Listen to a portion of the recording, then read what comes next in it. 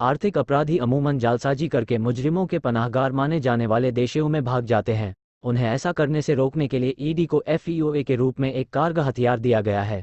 इसके तहत जांच एजेंसी भगोड़े आर्थिक अपराधी की संपत्तियों को जब्त कर सकती है, उनकी कुर्की करवा सकती है। ईडी के तरीका क्या है? कामकाज का अगर सीबीआई की बात करें तो वह अमूमन केंद्र सरकार या फिर अदालत का आदेश मिलने पर किसी खास मामले की छानबीन करती है। राज्य से जुड़े मामलों की जांच के लिए उसे संबंधित सरकार से इजाज़त लेनी पड़ती है, लेकिन ईडी के मामले में ऐसा नहीं है।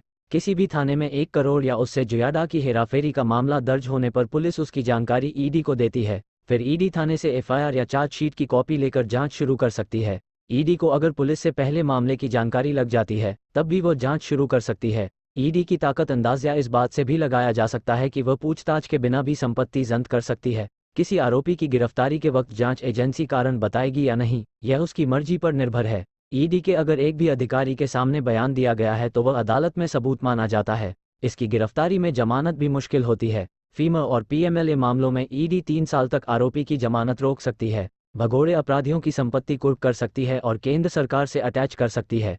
ईडी के खिलाफ क्यों दायर हुई याचिका? आर्थिक अपराधियों की नकेल कसने के लिए ईडी को असीमित शक्तियां दी गई हैं। कुछ लोगों का आरोप है कि सुनील कुमार एक वक्त था जब देश में सीबीआई यानी सेंट्रल ब्यूरो ऑफ इन्वेस्टिगेशन सबसे चर्चित जांच एजेंसी हुआ करती थी। कोई कांड कितना बड़ा है, इसका अंदाज़ा इसी बात से लगता था कि उसकी जांच सीबीआई कर रही है या फिर नहीं। सीबीआई ने कई बड़े मामलों को सुलझाया तो अक्सर इसके दुरुपयोग के आरोप भी लगे, लेकिन अब सीबीआई से ज़्यादा चर्चा ईडी की होती है। इसकी सबसे बड़ी वजह है कामकाज का दायरा। सीबीआई की शक्तियां जहां आपराधिक मामलों तक ही सीमित रहीं, वहीं ईडी के कामकाज का दायरा काफ़ी बढ़ गया। अगर किसी आपराधिक मामले का भी कोई वित्तीय एंगल निकलता है तो ईडी उस जांच में शामिल हो जाती है। आइए समझते हैं कि ईडी काम कैसे करती है और इसके अधिकार क्या है। कैसे बनी एनफोर्समेंट डायरेक्टोरेट? ईडी अस्तित्व में आई साल 1956 में। तब यह वित्त मंत्रालय के आर्थिक मामलों के विभाग में एक एनफोर्समेंट यूनिट हुआ करती थी। साल 1957 में इसका नाम हो गया एनफोर्समेंट डायरेक्टोरेट। शुरुआत में यह सिर्फ एक्सचेंज कंट्रोल लॉ का उल्लंघन करने वाले मामलों की छानबीन करती थी।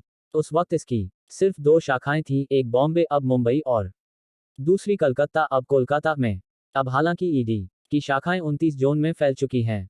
साल 1960 में ईडी का प्रशासनिक अधिकार राजस्व विभाग को दे दिया गया। बीच में 4 साल यानी 1973 से 1977 तक ईडी पर कामिक और प्रशासनिक सुधार विभाग का भी नियंत्रण था। किन कानूनों के तहत काम करती है ईडी? ईडी किसी भी बड़े मामले का वित्तीय एंगल निकलने पर उसकी जांच में शरीक हो जाती है, लेकिन यह खासतौर पर 3 कानूनों के दायरे में काम करती है।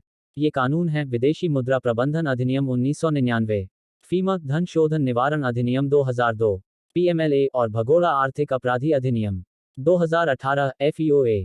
अगर फॉरेन एक्सचेंज में किसी किस्म की गड़बड़ी होती है, कोई जालसाजी करके पैसे बनाने या बचाने की कोशिश करता है तो ईडी फीमा। कैसे बनी एनफोर्समेंट डायरेक्टोरेट? ईडी अस्तित्व में आई साल 1956 में। तब यह वित्त मंत्रालय के आर्थिक मामलों के विभाग में एक एनफोर्समेंट यूनिट हुआ करती थी। साल 1957 में इसका नाम हो गया एनफोर्समेंट डायरेक्टोरेट। शुरुआत में ये सिर्फ एक्सचेंज कंट्रोल लॉ का उल्लंघन करने वाले मामलों की छानबीन करती थी। उस वक्त इसकी सिर्फ 2 शाखाएं थीं, एक बॉम्बे अब मुंबई और दूसरी कलकत्ता अब कोलकाता में। अब हालांकि ईडी की शाखाएं 29 जोन में फैल चुकी हैं।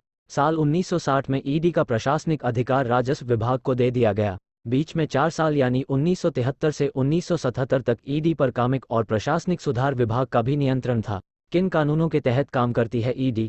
ईडी किसी भी बड़े मामले का वित्तीय एंगल निकलने पर उसकी जांच में शरीक हो जाती है, लेकिन ये खासतौर पर 3 कानूनों के दायरे में काम करती है। ये कानून हैं विदेशी मुद्रा प्रबंधन अधिनियम 1999, फीमा धन शोधन निवारण अधिनियम 2002, पीएमएलए और भगोड़ा आर्थिक अपराधी अधिनियम 2018 एफईओए। अगर फॉरेन एक्सचेंज में किसी किस्म की गड़बड़ी होती है, कोई जालसाजी करके पैसे बनाने या बचाने की कोशिश करता है तो ईडी फीमा